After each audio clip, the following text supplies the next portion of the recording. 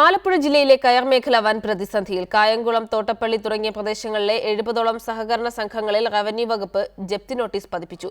Auditing fees എന്ന പേരിൽ ഭീമമായ തുക അടയ്ക്കണമെന്നാവശ്യപ്പെട്ടാണ് ജപ്തി. മുൻകാലങ്ങളിൽ സർക്കാർ സൗജന്യമായി നൽകിയിരുന്ന ഓഡിറ്റിംഗ് ഫീസ് നൽകണമെന്നാവശ്യപ്പെട്ടാണ് ജില്ലയിലെ കയർ സഹകരണ സംഘങ്ങളിൽ ജപ്തി നോട്ടീസ് പതിപ്പിച്ചത്.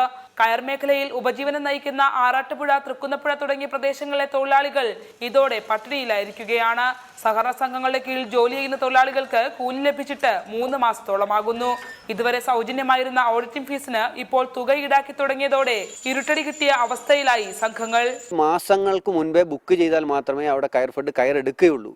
ആ എടുക്കുന്ന കയറിന്റെ പണം കൃത്യമായി തിരിച്ചു തരാൻ കയർഫെഡിന്റെ അധികൃതർ തയ്യാറാകുന്നില്ല. അതുകൊണ്ട് വലിയ പ്രതിസന്ധി, കയർ സംഘങ്ങൾക്ക് പ്രവർത്തിക്കാൻ കഴിയാത്ത വലിയ പ്രതിസന്ധി ഈ രംഗത്ത് നേരിട്ടുകൊണ്ടിരിക്കുകയാണ്. ഓരോ സംഘങ്ങൾക്കും 50,000 മുതൽ മേൽപോട്ടുള്ള തുകയാണ് ഈ ഇനത്തിൽ അടയ്ക്കേണ്ടത്. കയർഫെഡ് കയർ ഏറ്റെടുക്കാത്തതും പ്രതിസന്ധി രൂക്ഷമാക്കി. 20 ലക്ഷത്തിൽ പരം രൂപ വീതമാണ് ഓരോ സംഘത്തിനും കയർഫെഡ് നൽകാനുള്ളത്. തമിഴ്നാട്ടിൽ നിന്ന് 45 രൂപ നിരക്കിൽ കയർ കേരളത്തിൽ സുലഭമായി ലഭിക്കുന്നതും പ്രതിസന്ധി രൂക്ഷമാക്കി. ഇതിൽ നിയന്ത്രണം ഏർപ്പെടുത്തണമെന്നാണ് തൊഴിലാളികളുടെ ആവശ്യം. ശരണ്യ സ്നേഹജൻ, റിപ്പോർട്ടർ, ആലപ്പുഴ.